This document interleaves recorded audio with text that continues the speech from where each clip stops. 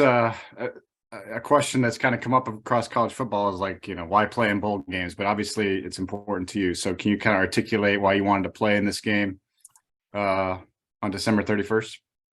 Kind of one more opportunity to play with my boys. I've been here 4 years. I've given this program a lot, and it's given me more than I'd ever dreamed of since I've gotten here. And it's just really important to me to play one more time, throw on the black and gold and lay it all out there. We were talking about it in the team meeting this morning. If you're not 100%, then 100% invested, then we don't want you out there, because we want the guys out there going as hard as they can. And if you're here, you're in and you're invested. So I'm here and I want to be here. So. All right, Sam, next question's from Tom Caker. Hey, Sam, I wanted to ask you about the quarterbacks. It's different quarterbacks right now for you. What do you see from Joe and from Carson? Yeah, he's kind of just getting his feet wet. Had the last couple of weeks to get acclimated, and I think he's feeling much more confident, especially in the huddle, the play calls, getting him in and out of the huddle. He's mobile, good on his feet, and we'll see what he can do. It's going to be fun. Next question is from Scott Docterman. Sam, how are you? Doing well, Scott. How about yourself? I'm doing great. I guess I want to know how things are coming along for you. Since the last time you got hurt, I guess the temperature is about the same as it is outside, but what all have you had to go through, and how does your leg feel right now? Yeah, I think I'm 4 weeks out from surgery. I guess for people that don't know, I got my meniscus scoped, got it cleaned up. I tore it. But yeah, it's feeling good. I'm kind of getting acclimated back. I've been running around. It's feeling good. And 8 or 9 more days to the bowl. So yeah, I feel like I'm going to be 100%. I'm going to be ready to go. All right, next question is from John Steppe. Hey, Sam, how are you? Good. How about yourself, John? I'm good, thanks. What was that like in terms of missing the Nebraska game, missing senior day? I'm sure that would have been a game that you have liked to be out there for.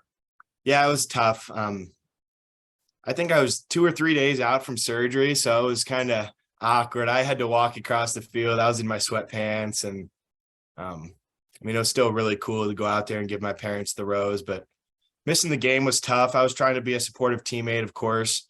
I was kind of going back and forth between the field and the locker room, because I was actually keeping my knee in a compression machine, hoping that I could keep the swelling down for a possible chance to play in the Big Ten championship, which would have been kind of a crazy turnaround. It would have been like 10 days or something. But yeah, it was tough being on the sideline, but I was just trying to be a supportive teammate as always and help out the tight ends. So. All right, Sam, next question is from Chad Leistico. Going back to the Minnesota game, just kind of curious. It was hard for us to tell which play you hurt your knee on. Was it that spinning 4th down catch, or did it happen before that, do you feel like? It was on the 4th down catch. I turned up and I kind of just felt something pop in my knee. And unfortunately at the time, somebody on their team actually was hurt. So there was a media timeout or an injury timeout. And it's like, yeah, my knee kind of clicked and it felt a little weird, and went back in for one more play and then didn't feel too good. So came out. All right, any more questions for Sam? Yeah, I got one. Sorry. Yeah, right. I'll Scott, put one go up ahead. again. Sorry, I forgot to raise my hand here. I'm getting sloppy in the post-COVID days. Sam, have you had many conversations with agents, just kind of interviewing to see what you want to do come January 1st and beyond? Or have you got somebody lined up and you're just waiting to kind of sign once the bowl game's over with? I'm really just focusing on the bowl game at the moment, Scott. I'm not trying to give you a completely plain answer, but I've really been focusing on my rehab. And last week I was finishing up with finals, and just trying to get back to playing this bowl game is really where all my effort is focused at the moment. Anything beyond that, January 1st and on, is kind of in the near future, and I'm not really paying too much attention to that, but I think I'm squared away. So. All right, Chad. We saw you hosting Eric All at the basketball game not too long ago, and Yep. Obviously, you've seen Luke Lachey really blossom in your absence. I know it's only been 7 quarters, but the guys play great. So it seems like you guys, as a tight ends room, maybe take great pride in kind of passing that down. I guess, what do you see in Luke going forward and what he's done in your absence? And, what was your sales pitch to Eric All, who obviously signed on to join this team next year?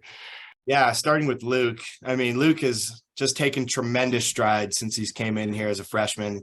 Kind of a lanky, gangly kid. He was only like 220 pounds. Now he's walking around. He's all filled out. He's got a beard right now. So it's just really cool to see the strides that he's taken since he's gotten here. And kid, he's always asking questions, and I ask him for advice now too. It's awesome. But I'm really excited for him, and I think he has a bright future.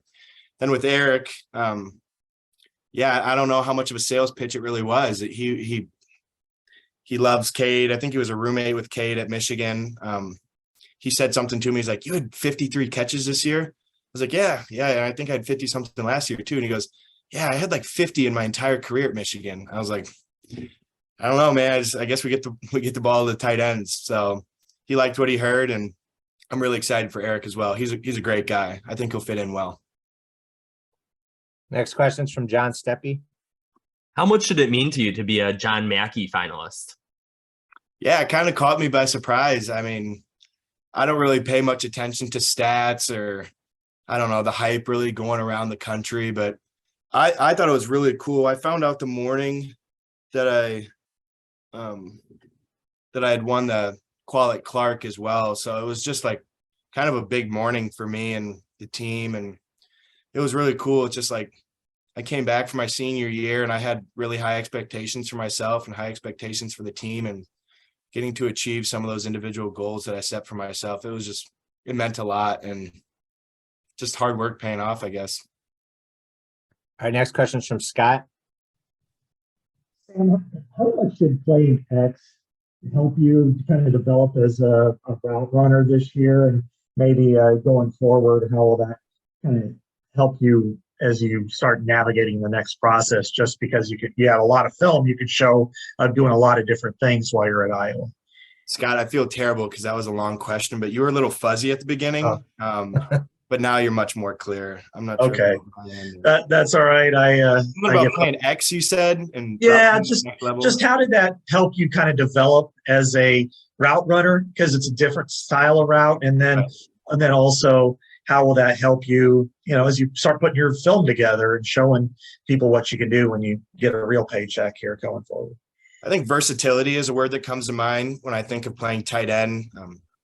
A guy that's out there on every single down. He might be blocking on first and second down and making a big catch on third down. And playing X wasn't really much. It wasn't much new to me in terms of the concepts. I knew all the routes on the field, and it was just a matter of going out and getting reps at it and practicing it, really. So come game time, I mean, I've been in 1x3 formations before, being on the single side or being at number 1 in the 3x1 formation. It just was going out and practicing and actually doing the reps. So I hope it shows that I'm versatile moving forward, and shows that I can really play any spot on the field, I guess. All right, Tom. Sam, what have you seen from Addison Ostringa and some of the other young tight ends in this developmental period during the bowl prep? Yeah, Addison and the other tight ends as well. They're really bright kids, big futures ahead of them. They're really just trying to take in as much information as they can right now. Bowl prep and especially spring ball are just great developmental times, as you said. Guys really take tremendous strides, and they get to dive deeper into the playbook and understand concepts in more full ways, and just really detail the nitty-gritty details of routes and concepts and things like that. So guys are taking big strides, especially the young guys in the tight end room. We're excited for them. All right, John. For you personally, how much has this bowl period, these bowl practices, how helpful have they been for your development?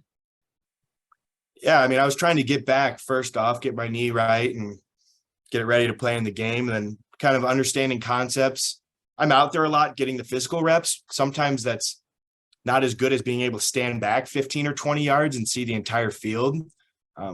it's kind of the difference of like being out there and having tunnel vision and only seeing what's right in front of your face, as opposed to being able to understand the concepts and what's going on across the entire field. So I've been taking in a lot of information too.